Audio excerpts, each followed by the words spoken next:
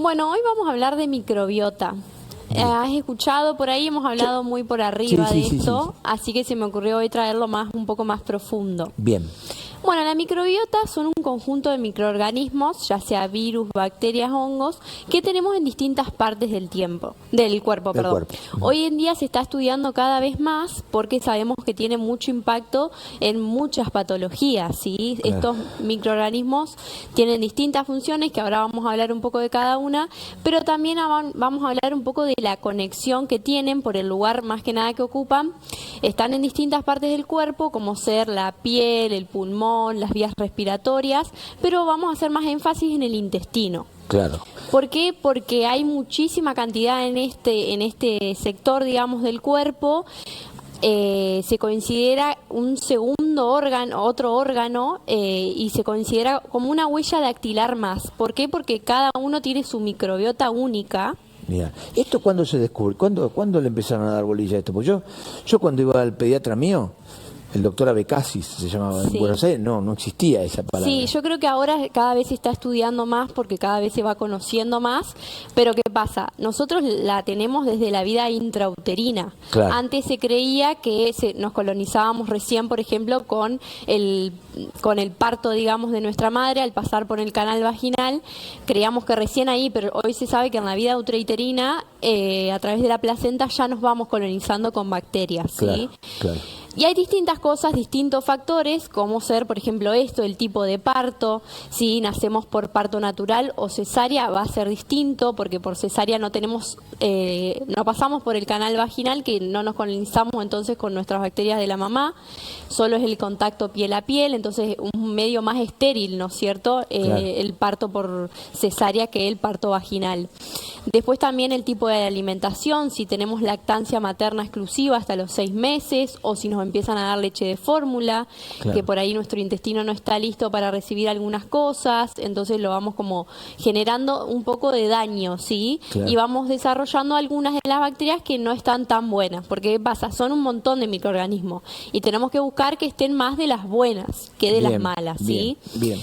Ese es uno de los factores. Después, bueno, hasta los 3 años se considera que ya la terminamos más o menos de establecer, pero por distintos factores, ya sea el tipo de alimentación, un exceso de antibióticos que vaya dañando nuestra microbiota y nuestro intestino. En nuestro intestino tenemos el 80% del sistema inmune, de las defensas se encuentran en el intestino, y por esta conexión también sabemos que realmente cualquier tipo de patología hoy en día tenemos que empezar a mirar al intestino y a la microbiota, claro, por esta conexión que tienen con todos los sistemas del cuerpo, claro, ya sea el cerebro, una conexión bidireccional del intestino con el cerebro, todo lo que nos pasa a nivel intestinal repercute a nivel cerebral, se sabe que la depresión, la ansiedad, hoy en día el autismo, Parkinson, se empieza a estudiar la microbiota y el intestino también. Yo creo que hasta lo emocional, porque yo el otro día comentando uno dice, vos tenés un problema y lo primero que te hace es sentís o estás emocionado, sí, o enamorado, y el intestino se alborota, se tensa, repercute en forma. Ni hablar que el estrés es un factor fundamental también. Claro, también el estilo de vida que hoy tenemos, súper estresados y demás, también repercute muchísimo. Bien. Sí, esos serían como los factores que ya en la vida adulta hacemos que se modifique nuestra microbiota. Perfecto. Por todo este estilo de vida. Después también tenemos el otro de ayudarlo, ¿no es cierto?, a que sea una microbiota más saludable. ¿Y cómo hacemos eso? Con alimentos de calidad, esto que siempre hablamos, variedad de plantas, de verduras, de frutas, legumbres, claro, semillas, frutos secos, grasas de calidad. Bien. Eso por un lado. Después también podemos consumir los propios bichitos, que son los probióticos, que lo vemos, por ejemplo, en yogur con probióticos. Ah, sí, ahora es todo con probióticos. Yo vi que si no tomas con probiótico, no... Exacto, sí. Claro. Hoy en día, por suerte, ya... Hay dos cosas que no tiene... Esta que voy a decir no tiene nada que ver, capaz. Sí. Lo otro que si no te pones algo que tiene ácido hialurónico, no anda.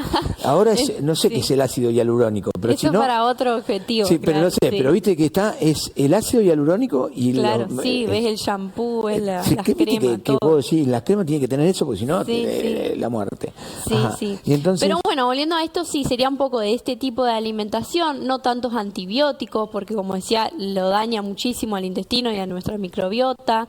Esto de los probióticos, ya como decíamos, hay algunos alimentos que lo contienen. Después los prebióticos, que son, por ejemplo, lo encontramos en la fibra, en la cáscara de la fruta, las verduras que tienen mucha fibra, en las legumbres, como decía hoy, semillas, pero es esta fibra la que nosotros no tenemos las enzimas, que son como unas tijeritas, para digerirlas, entonces pasan directamente al intestino grueso, ¿sí? Y ahí es donde mayormente se encuentran estas bacterias y estos distintos microorganismos. Nosotros en el intestino grueso tenemos la mayor cantidad de microorganismos. Bien. Por eso también, no sé si has escuchado de lo que es el SIBO, que está ahora también observándose bastante porque es un sobrecrecimiento bacteriano en intestino delgado.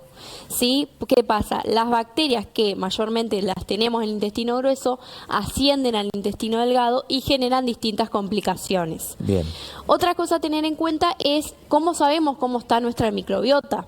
Bien. Esto es primero con síntomas de distensión abdominal, hinchazón, nos cae pesada la comida, muchos gases, eructos con frecuencia, insomnio también puede venir, esto de ansiedad, acné, por todas estas relaciones que yo te digo que tiene, son distintos síntomas que son disparadores. También estas preguntas que yo suelo hacer en el consultorio es de, bueno, este tipo de parto, cómo fue, si fue por parto natural o cesárea, el consumo de antibióticos, si tiene estrés, cómo duerme, qué tipo de alimentación tiene, es todo lo que nos va indicando, ¿no es cierto? Claro. Pero la manera para determinar es por un test de aire expirado, donde la persona tiene que consumir algo que tiene glucosa y después inhala, expira aire, digamos, y ahí va a ver la cantidad de que se fermenta. ¿Por qué? Porque estas bacterias fermentan gases.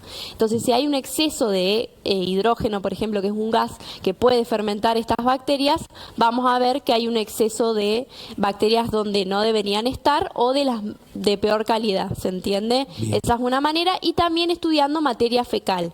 Es otra manera de observar cómo está nuestra microbiota. Claro.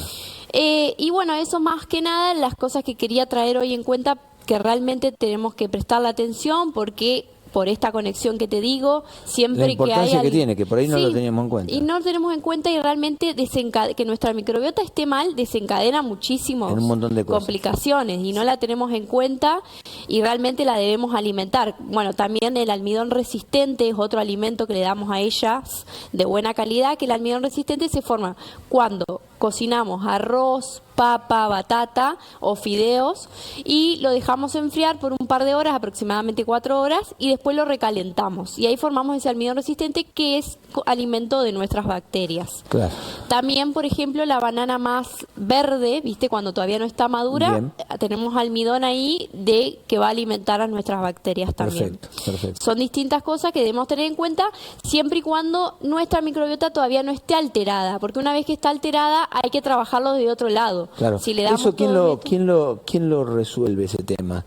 ¿Una persona, un nutricionista o tenemos que hablar de un médico determinado? Sí, junto a un gastroenterólogo son los que hacen este tipo de estudios para determinar, digamos, porque bueno, yo diagnóstico no hago, puedo interpretar un poco los síntomas que me va contando y demás, pero un diagnóstico de esto de test de aire expirado, el análisis de materia fecal, no lo hacemos las nutricionistas. Por supuesto, claramente. Así que el diagnóstico viene acompañado, sí, de un médico, un gastroenterólogo, y después sí el tratamiento lo acompañamos junto con una nutricionista. Bien, perfecto. Sí. Giselle, te hago una pregunta. La persona que nos está viendo y que dice, bueno, yo quiero arrancar con alimentarme mejor, porque todos pensamos que lo hacemos más o menos bien y ¿cómo tiene que empezar? Bueno, primero... Porque yo decir, andar al gimnasio, ya te digo, ya empezamos mal, ya arrancamos... No. Sí, yo creo que es como también volver a lo primero que hablábamos, que eran las estrategias más simples o los tiempos cortos que tenemos hoy en día. ¿Cuál es?